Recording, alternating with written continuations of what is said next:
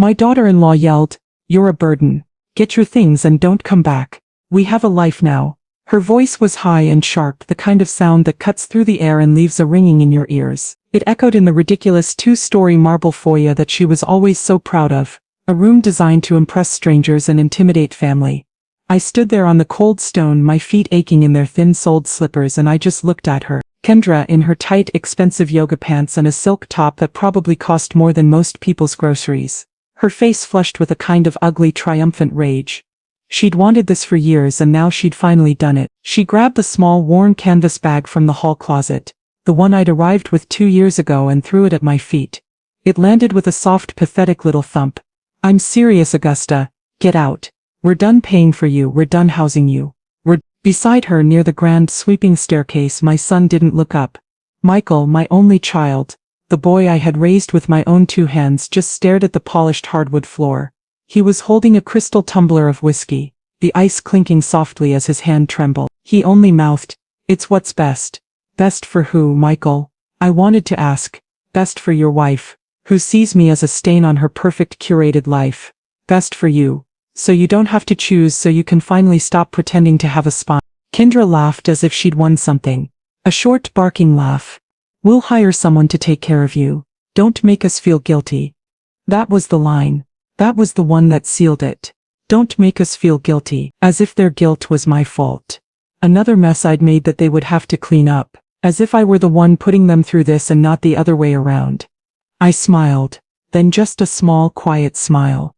It wasn't a smile of forgiveness. It wasn't a smile of sadness. It was the smile of an architect seeing the final brick click into place. Inside, my mind was already racing, clicking through spreadsheets and legal clauses, arranging the last pieces of a plan they could never imagine, a plan that had been sitting dormant, a contingency, a terrible what-if, that had now become a right now. I let them slam the door. The heavy oak shuddered in its frame, the sound final and absolute. I stood on the manicured stone porch, the chilly November air biting at my thin sweater. I heard the lock click shut. They were in there, in the warmth, probably toasting their little victory, their freedom.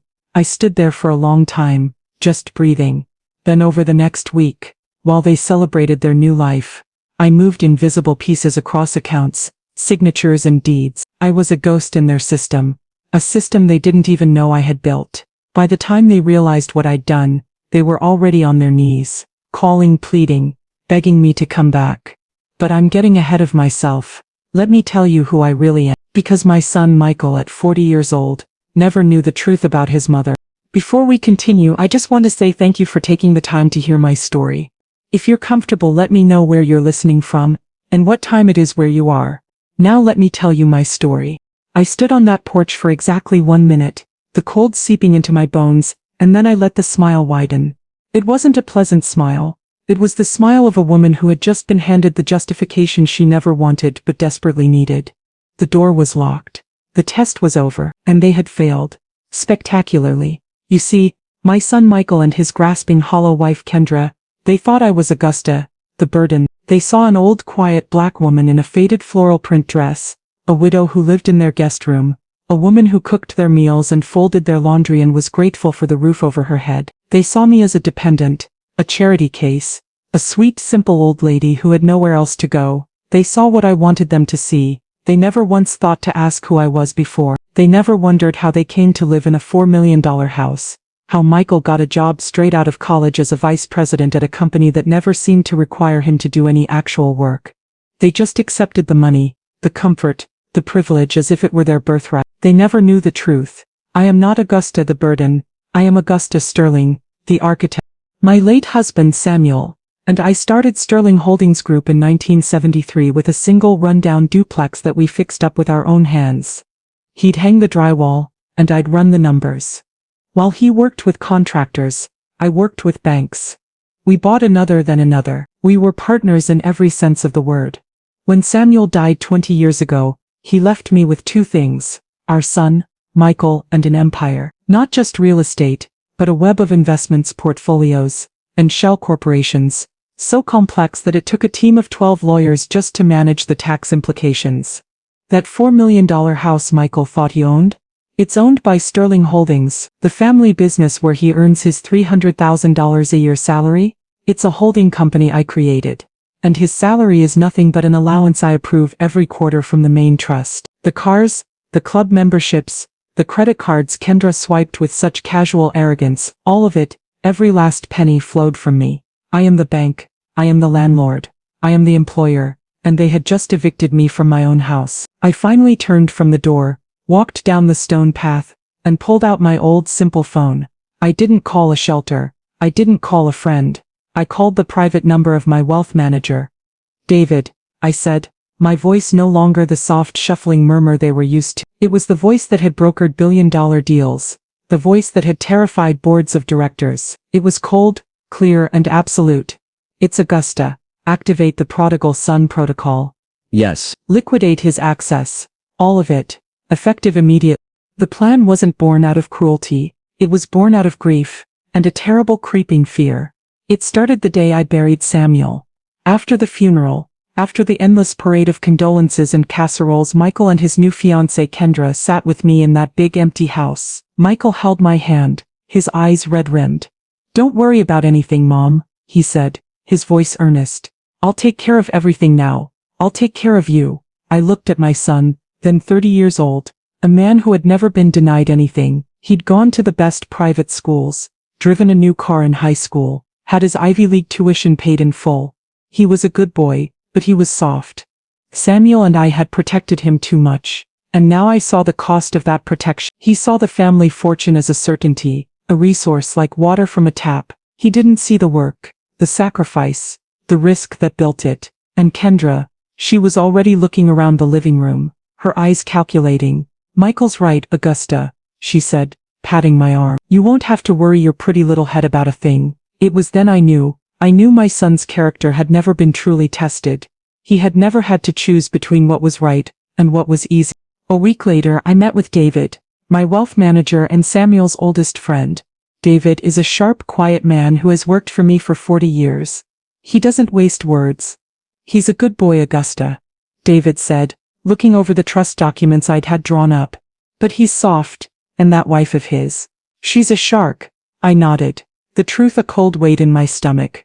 I know, I said. Samuel built this for our family, but if I just hand it to Michael, Kendra will strip it bare in a decade, and my son will be left with nothing. He doesn't know the value of it because he never had to earn it. So, I created the test. I told Michael that due to complications with the estate and some bad investments Samuel had made, the vast majority of the money was gone. I told him the company was being sold for parts, and the house would have to be sold to cover the debts. I watched his face crumble, not with sadness for the loss, but with sheer unadulterated panic. But, what about us? He stammered. What about our life? Kendra burst into tears. It was a disgusting theatrical display. Then I offered the solution. I told them I had one asset left, a small trust that would pay out just enough for them to live on, enough for a modest executive salary and a nice house. But it was all there was. The rest was gone. And I, his poor aging mother, would need to live with them. Of course, Mom, Michael said, his relief palpable. Of course you'll live with us. And so it began. I packed away my tailored suits, my diamond earrings, my entire life. I put on the mask of Augusta, the dependent mother, and I moved into their guest room. I needed to see who my son truly was. I needed to see if he was a good man, or just his wife's shadow. For 2 years I watched. And tonight, I got my answer. Living in that house was like being a ghost at my own funeral. The first year wasn't so bad. Michael was still pretending to be a grateful, loving son. Kendra was still playing the part of the dutiful daughter-in-law. But the test wasn't about the first year, it was about what would happen when the performance got tiring, when my presence became normal and then inevitably annoying. It started with small things, little paper cuts to my dignity. Kendra would forget to tell me they were having guests, and I'd wander out in my bathrobe into a room full of her important friends, who would look at me with that polite, pitying confusion. Kendra, her smile tight as a drum, would laugh it off. Oh, that's just Michael's mother. Augusta. She gets a little turned around sometimes. She made me sound senile. A harmless piece of old furniture that occasionally wandered. Then she started redecorating. She decided the antique cherry wood dresser in my room. A piece Samuel and I had bought on our 20th anniversary was old and tacky. I came back from a walk one day to find it gone, replaced by a white flat-pack monstrosity from IKEA. When I asked, my voice trembling, Kendra didn't even look up from her phone. Oh, it's in the garage. I'm selling it on Marketplace. We needed something more clean. I rescued the dresser from the garage, but the message was clear, nothing of mine mattered. Then came the food. I've always loved to cook. It was how I showed love. But my cooking was too heavy for Kendra. All that butter, Augusta? We're trying to be healthy. She started buying her own organic expensive groceries and labeling them with a marker. She'd leave me pre-made, low-sodium frozen meals, the kind you give to invalids, on a separate shelf in the fridge. Just pop this in the microwave, sweetie, she'd say, so you don't have to bother with cooking. All while she and Michael feasted on $80 steaks and gourmet takeout. Michael saw it all. He saw the way she spoke to me. He saw her roll her eyes when I'd tell a story about his father. He'd see me cleaning the kitchen counters, scrubbing the floors, doing the laundry, their laundry, because I couldn't bear to just sit and be useless. And what did he do? He'd give me a quick guilty pat on the shoulder when Kendra wasn't looking. Thanks, Mom. You're a big help, he'd whisper, as if we were co-conspirators, as if my servitude was our little secret. He let his wife treat me like the hired help, because it made his life easier. He let me become the burden she so desperately wanted me to be, because it meant she was happy and his comfortable, effortless life could continue uninterrupted. He wasn't a bad man, he was just a weak one, and in my world, weakness is more dangerous than malice. The real breaking point, the moment I knew the test was over, came about a week before they threw me out. It was a Thursday. Kendra had been in a frenzy for days, planning an important dinner party. Not for family, not for old friends, but for people she'd met at her tennis club, people she was desperate to impress. She'd hired caterers, a bartender, and even a valet service. The house smelled of expensive, exotic flowers, and floor wax. I had planned to stay in my room, read my book, and stay out of her way. That, I thought, would be my contribution. But around 6 o'clock, just as I was heating up one of my sad congealed frozen dinners, Kendra swept into the kitchen. She was wearing a tight emerald green silk dress that must have cost thousands. Her hair and makeup were professionally done. She looked like a stranger, hard and polished, and bright. She stopped dead when she saw me. Her perfectly painted mouth tightened into a thin, ugly line. Augusta, what do you think you're doing? She hissed, her voice a low whisper, so the caterers in the dining room wouldn't hear. I looked at my plate. I was just getting my dinner, dear. I'll eat in my room. She let out an exasperated sigh. No, you can't. The guests will be arriving any minute. What if one of them uses the upstairs bathroom and sees you wandering around in that house coat? It was a chenille robe Samuel had given me. It was warm. She looked around, frantic, as if trying to find a place to hide me. Just stay in here. In the kitchen, Mrs. Hernandez, the head caterer, can get you something to eat from the staff meal. But do not leave this room, do you understand? She didn't wait for an answer. She just swept out, her perfume lingering like a poison in the air. I sat on the hard wooden stool in the corner of my own kitchen, a room I had designed, and I felt a cold, quiet rage settle over me.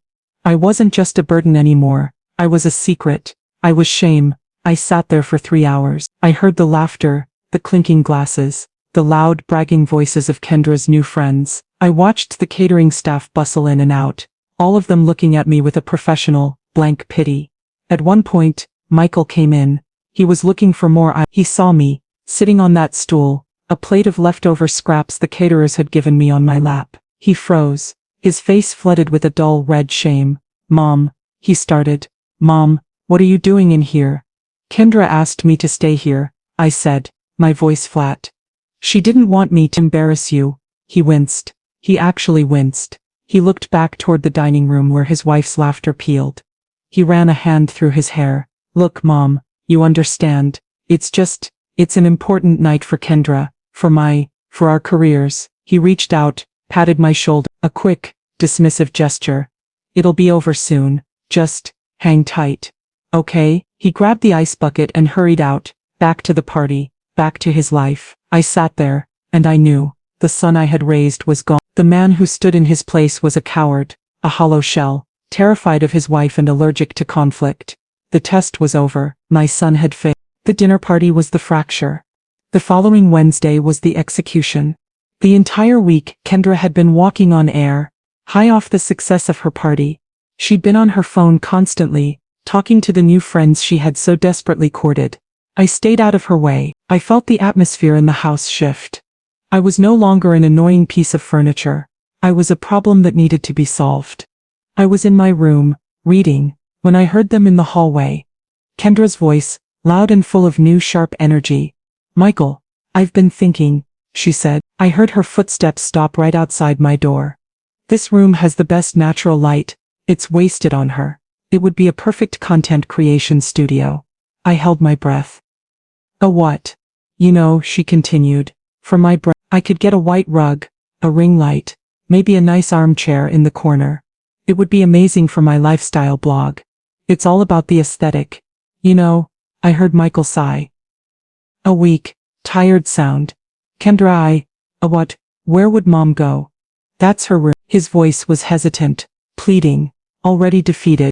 And then Kendra delivered the line that sealed their fate. Her voice dropped, all pretense of kindness gone. It was casual, cold, like she was deciding what to do with an old sofa. "Honestly, who cares? We'll put her in a home, a nice one, whatever. We can afford it." "I don't know, Ken," Michael started. "Michael, stop." Her voice was sharp. "I am done. I have spent 2 years catering to that woman. I'm 38 years old. I'm supposed to be in the prime of my life, not running a nursing home. She is a burden, Michael, a literal financial emotional burden. It is time we lived our own lives. It's time to be adults." I heard their footsteps move down the hall, their voices fading as they entered their master bedroom. "We'll tell her tonight," Kendra said. "We'll just rip the Band-Aid off. It's better for everyone." I sat on the edge of my bed, my hands clasped so tightly my knuckles were white. A burden, a problem to be solved. All my love, all my sacrifice, all my quiet service, it all amounted to a burden. I had given my son a life of absolute, effortless privilege, and in return he was trading me for a content creation studio. That's when I heard the door open again. It was Michael. He looked pale. "Mom, Kendra and I need to talk to you." In the foyer. And that's when I knew. I stood up, smoothed down my dress, and walked out to my execution. It led directly to that moment, to Kendra's screaming, to Michael's averted eyes. It led to her throwing my bag at my feet. "You're a burden. Get your things and don't come back." The taxi I called from my simple old phone arrived in less than 3 minutes. The driver, a kind-looking man, got out and helped me with my single canvas bag, the one Kendra had thrown at me. "Rough night, ma'am?" he asked gently. I just nodded, got in the back and gave him the address. He looked at me in the rearview mirror, his eyebrows raised. "The Grand Sterling Hotel?" "You sure?" I just nodded again. "Yes. The penthouse. Side entrance." He didn't ask any more questions. The taxi ride was quiet. I watched the manicured lawns of my son's neighborhood. My neighborhood give way to the bright hurried lights of downtown. I didn't feel sad. I didn't feel angry. I felt light. The weight of the performance was gone. The 2-year-long test, the constant swallowing of my pride, the daily humiliation, it was over. I had my answer. The results were in. The prodigal son had not returned. He had in fact burned the house down. And now the architect would have to step in. We pulled up to the private entrance of the Grand Sterling, the flagship property in my hotel portfolio. The doorman, James, who has been with me for 20 years, saw me step out of the taxi. He didn't blink at my threadbare sweater or my canvas bag. He just rushed over. "Miss Sterling," he said, his voice warm with a respect I had not heard in 2 years. "It is wonderful to see you. We have the suite prepared." "Thank you, James," I said, my real voice returning, the one that didn't quaver. I walked through the private lobby, the air smelling of fresh lilies and old money. I took the private elevator straight to the penthouse. When the doors opened, David was already there, standing by the floor-to-ceiling windows, overlooking the city that I had helped build. He's an older man, sharp as a tack, in an impeccably tailored suit. He turned, his face a mask of polite concern, but his eyes were furious. He had already heard the whole story. I had called him from the taxi. "Augusta," he said, his voice tight. "I am so sorry." "Don't be, David," I said, walking over to the bar and pouring myself a glass of water. "You were right. He's soft, and she is precisely the shark you said she was." I took a sip. It's time. David nodded. All business. I have the papers ready. Are you sure you want to go this far? The prodigal son protocol it's absolute. It freezes everything. The accounts, the credit lines, the payroll for his company. It triggers the eviction clause on the house. They will have nothing. By morning, I looked out the window at the glittering city. I thought of Michael staring at the floor. I thought of Kendra's laugh. They called me a burden, David. They threw me out of my own house and told me not to make them feel guilty. I turned to face it. They want to live their own lives. I am simply going to give them that opportunity. Make the calls. Liquidate his access. I want the eviction notice from the law firm delivered by certified mail tomorrow morning. I want them to know in no uncertain terms that the bank is closed. David picked up his phone. As you wish, Augusta. Consider it done. I sat on the plush velvet sofa. The silence of the penthouse a soothing balm. It was done. The first invisible piece had been moved. Checkmate was only a matter of time. Kendra felt free. The morning after Augusta's departure, the entire house felt lighter, brighter. The oppressive musty smell of old age was gone. She woke up stretched in her 1,000 thread-count sheets, and looked at Michael, who was still asleep, his face puffy from a restless night. He was weak. She knew, and would probably mope for a day or two, but he'd get over it. Men always did, especially when they were comfortable. She, on the other hand, was ready to live. She'd spent 2 years playing the part of the dutiful daughter-in-law, biting her tongue, tolerating that old woman's constant, silent judgment.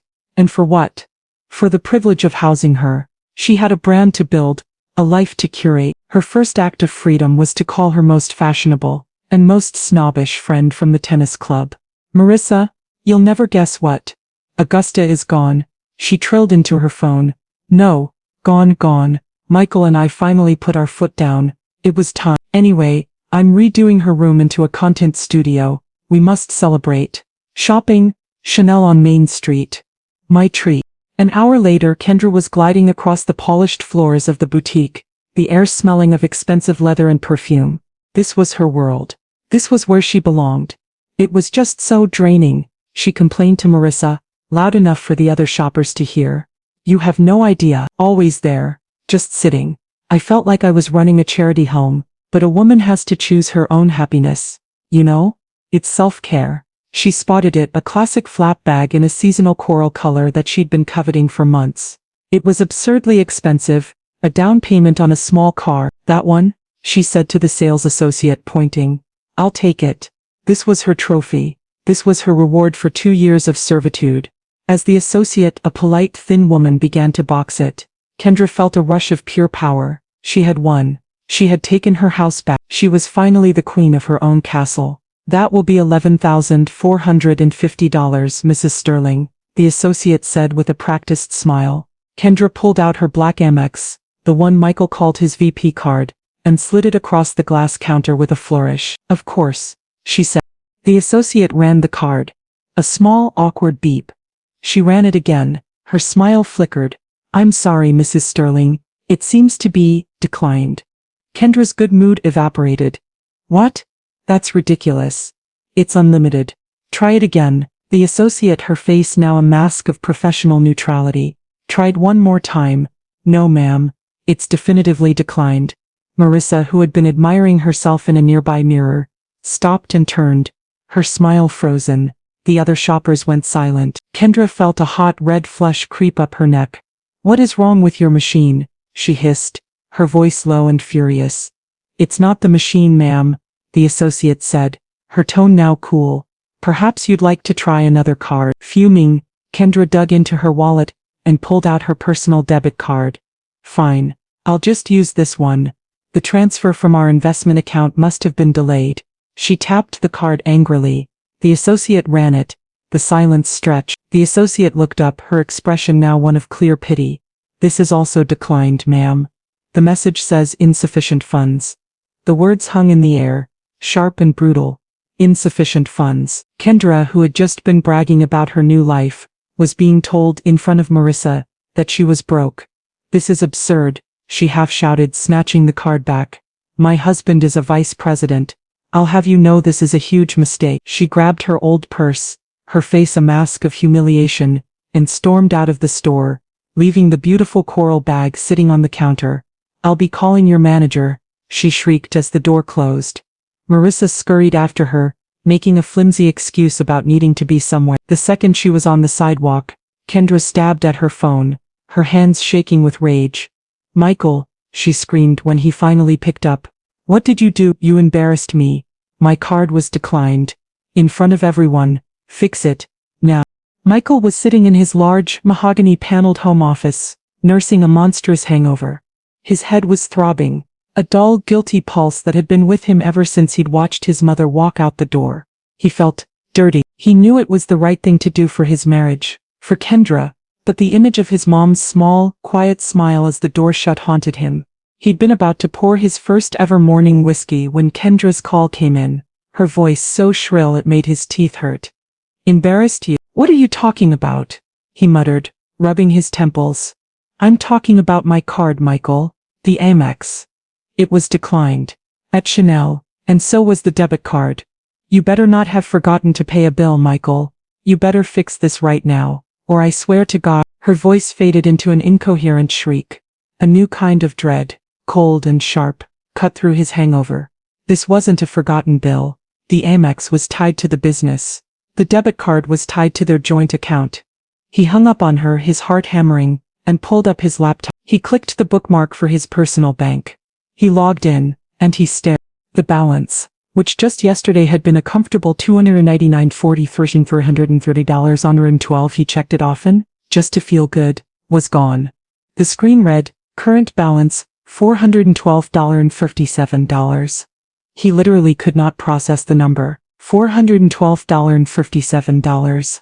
He refreshed again, clicking the button harder, as if that would change it. $412.57. No, he whispered. No. This had to be a mistake. A bank error. A cyber attack.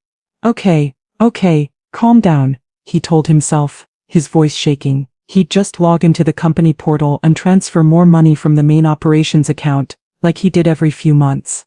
He clicked the bookmark for Sterling Group portal. He typed in his username and password. A red error message flashed on the screen. Login incorrect. Please try again. He frowned. He knew his password. He typed it again, slower this time, checking every letter. Login incorrect. Please try again. Annoyed, he clicked the forgot password link. He typed in his username, Mun Sterling, and his corporate email address. The page refreshed. A single line of text appeared. User account, Mun Sterling, not found. The blood drained from his face. His hands went numb. What?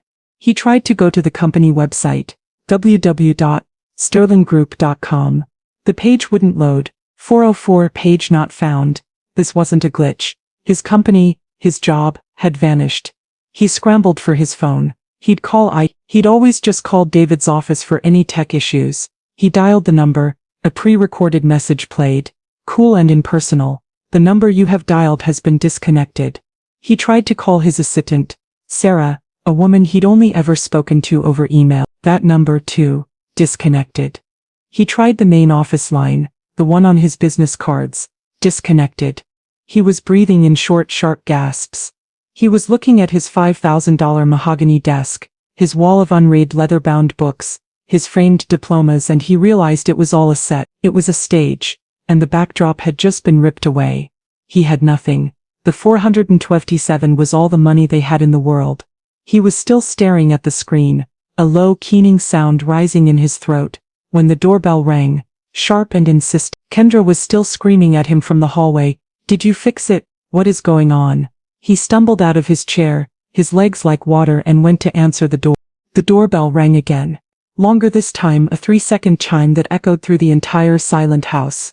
Michael walked through the marble foyer, the same cold, empty space where he'd betrayed his mother less than 24 hours ago. He felt a sudden bizarre flash of memory. His mom standing right there, looking small, that strange, peaceful smile on her face. He shook his head, trying to clear it, and pulled open the heavy oak door. A man in a sharp, dark suit stood on the porch. He was holding a thick, cream-colored envelope. Michael Sterling? The man asked, his voice devoid of any emotion. Why, yes. Michael stammered. The man handed him the envelope. You've been served. He didn't wait for a reply. He simply turned, walked briskly to a black sedan parked at the curb, and drove away. Michael looked at the envelope. It was heavy, made of thick cardstock. His name and address were printed in elegant, embossed letters. There was no stamp. It had been delivered by hand. From the top of the stairs, Kendra shrieked. Who was that? Was it the bank? Did you fix the cards? She was still in her yoga pants, her face blotchy and red from her crying jag. I don't know, Michael said. His hands were trembling so badly, he fumbled with the seal. Kendra, losing all patience, ran down the stairs and snatched the envelope from him. Useless, she spat, tearing it open. What is this? Did you forget to pay the mortgage? Is that what this is? She pulled out the single heavy sheet of paper inside, and began to read. Michael watched her face. It was a terrible, fascinating sight. The angry red flush drained away, replaced by a sickly greenish pale. Her eyes went wide, her mouth falling open. She didn't make a sound. She just stared at the paper, her whole body starting to tremble. And then, as if her bones had dissolved, she dropped the letter and sank to her knees, on the marble floor. Kendra, what is it? Michael asked, his voice a terrified whisper. He picked up the letter. It wasn't from a bank. It was from the most powerful and feared law firm in the state, Davis, Finch and Sterling. He felt a jolt. Sterling. He'd never made that connection before. He began to read.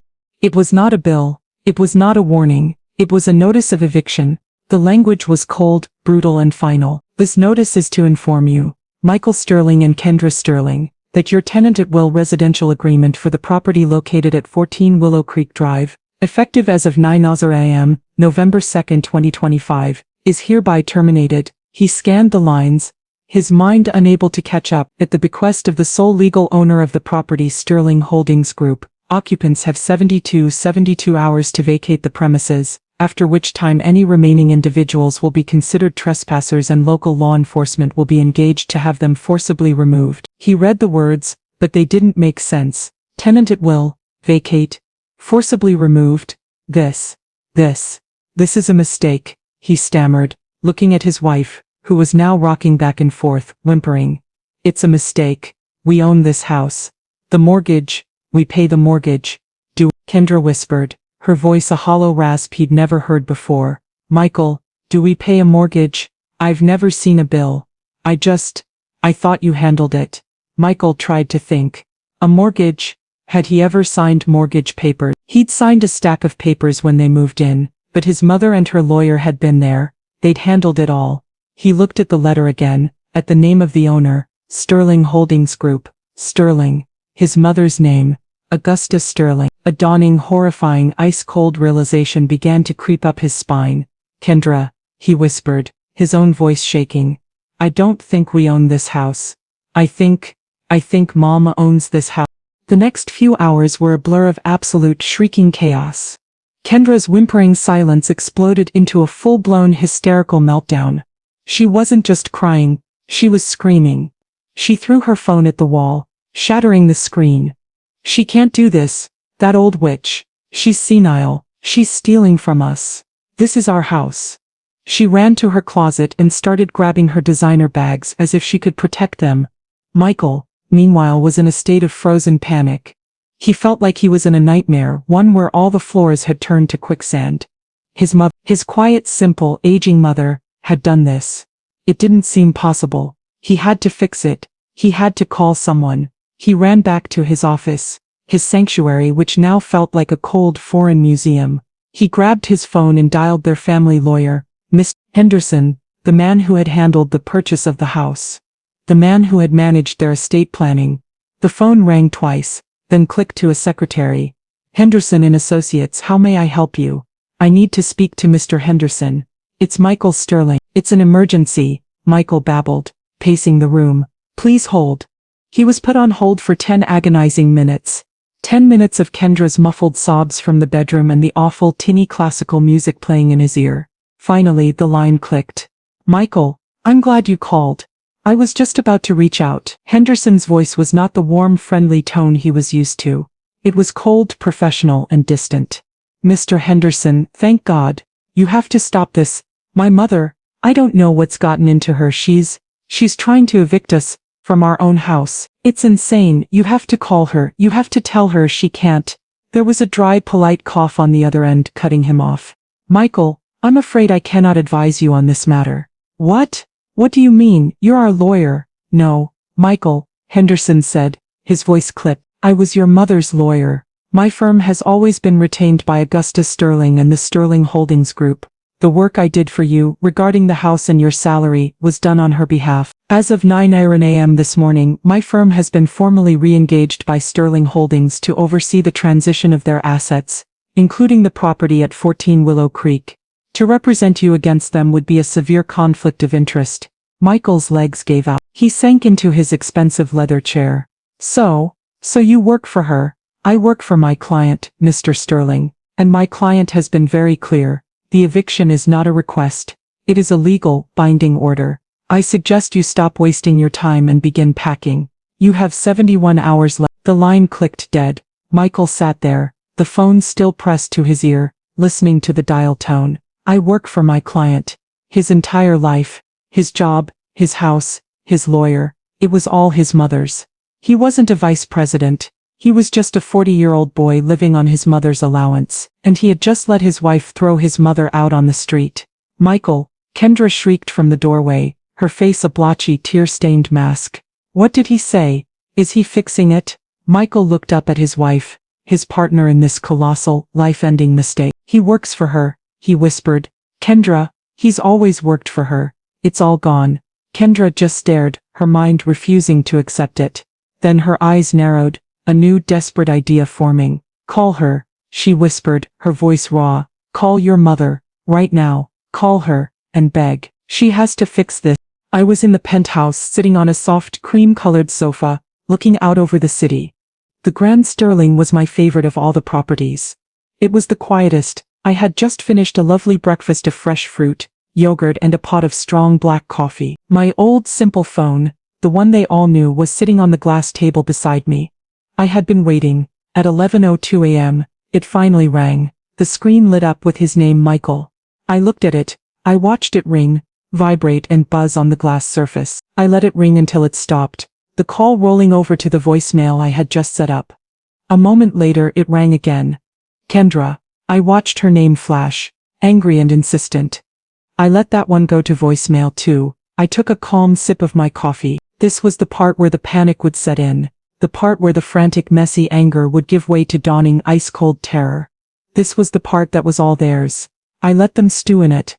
I let them call the banks and the lawyers. I let them hit the brick walls I had spent the last 24 hours reinforcing. For 2 hours the phone was silent. They were scrambling. Then at 1:17 p.m., the phone lit up again. Michael. I pressed the listen button on the voicemail app. The first message was just what I expected. Angry, confused, and arrogant. Mom, where are you? Call me. Something insane is happening. I think someone hacked our accounts. The company website is down. It's an emergency. Call me.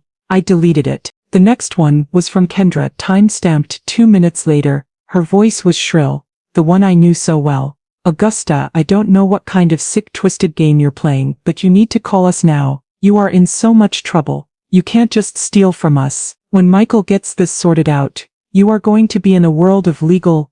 I deleted that one too. Steal. How interesting. Another hour passed. I read a chapter of my book.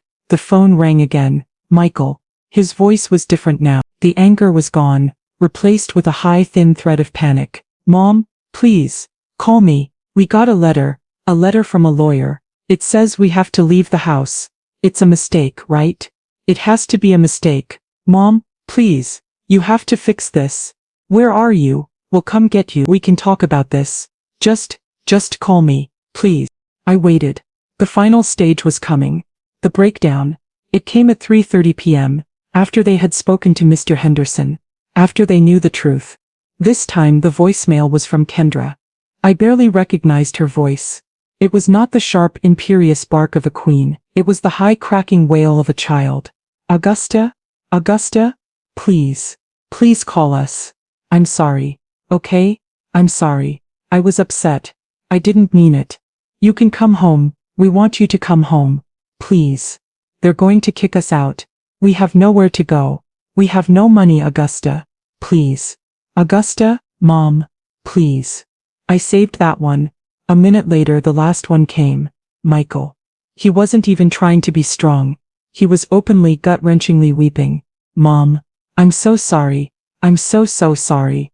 I'm a terrible son. I know that. I'm sorry. Please. Mom, I don't know what to do. They're taking the house. They took the money. Mom, please. Where are we going to live? What about our life? Please help me, please. I listened to him sob for another 30 seconds before he hung up. I set my coffee cup down. It was time. When the phone rang a sixth time, I looked at the screen, took a deep, steadying breath, and I answered. Mom, oh my God, Mom, are you okay? Where are you? Michael's voice was a desperate, relieved torrent. I could hear him click the speakerphone on, could hear Kendra's choked, frantic breathing in the background. Augusta, she shrieked, scrambling for the phone. Augusta, we're so sorry. Please, tell them to stop. It's a mistake. We didn't mean it. I was stressed. I wasn't thinking. I let the silence stretch, listening to their pathetic, desperate apologies fill the air. I looked out the penthouse window at the endless, powerful city skyline. Then, and the voice that came out was not the voice of Mom. It was not the soft, shuffling, apologetic voice of Augusta the burden. It was the cold, clear, and powerful voice of Augusta Sterling, the architect. Kendra, I said, and the sound of my own name spoken with such authority made them both go silent. You were very clear. You told me to get my things and don't come back. You told me you had a life now. I am simply respecting your wishes. No, Kendra wailed, the sound animalistic. No, I was angry. I was stupid. I didn't mean it. We love you. We need you. Augusta, please. You can have your room back.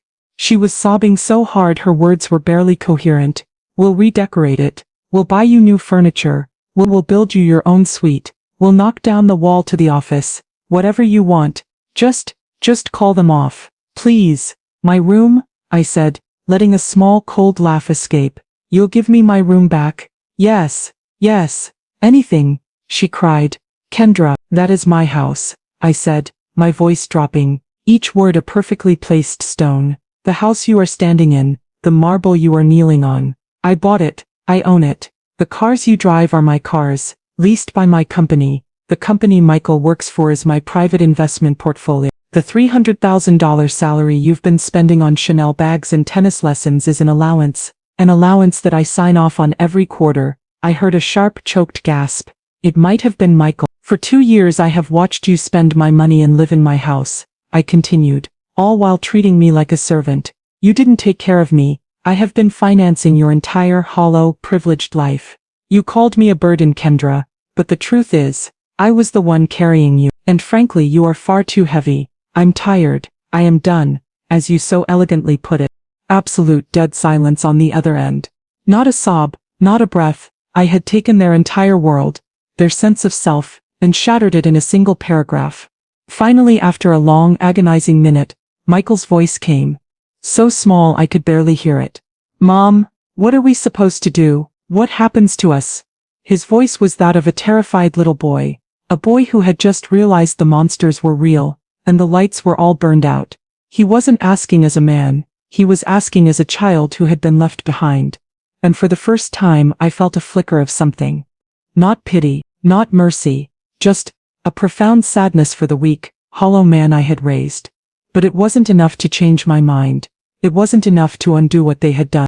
I stood up from the sofa and walked to the window, holding the phone to my ear as I watched the tiny, faraway cars moving on the streets below. What happens now, Michael? Is this? I said, my voice final. The house at 14 Willow Creek is being listed for sale tomorrow morning. You will be out by 9 a.m. A security team will be there to ensure a smooth transition and to make sure you don't take anything that doesn't belong to you, which I'll remind you is most of it. The furniture, the art, the electronics, it all stays. Kendra let out a low, hopeless wail. But where will we go? We have nothing. You can't just throw us on the street. We have $400. We'll be homeless. Of course not, I said, my voice laced with an irony so sharp it could cut glass. That would be cruel. And you, Kendra, were so clear that you didn't want to feel guilty. You told me you would hire someone to take care of me once I was gone. I've decided to do the same for you. I heard a small hopeful squeak from Kendra. I have prepaid the first month's rent and security deposit on a small one-bedroom apartment across town. In a perfectly respectable 4-story walk-up building. It's very close to the bus line, which will be convenient for you both when you start looking for jobs. Jobs? Michael whispered, the word sounding foreign and disgusting on his tongue. Yes, Michael, you're 40 years old. It's high time you had one. You can't list vice president at Sterling Group on your resume, as that company no longer exists. You'll have to start from scratch. I'm sure you'll find something. I let that sink in. The fall from a $4 million mansion to a 1-bedroom walk-up, the fall from a $300,000 salary to an entry-level job. This was the reality they had chosen when they threw me out. I have also deposited a severance into your account, I continued. $5,000. It will be the last dollar you ever receive from me. How you live your life from now on is entirely up to you. Mom, no please, Michael begged.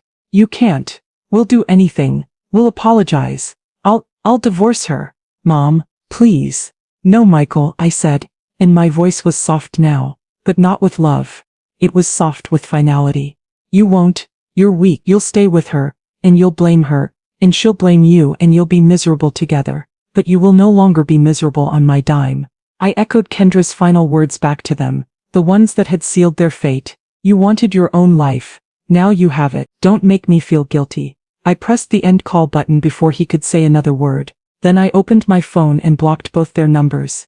I stood at the window for a long time, watching the sun set over my city. The penthouse was silent, peaceful. I was alone, but I was not a burden. I was free. I had built an empire, and I had protected it.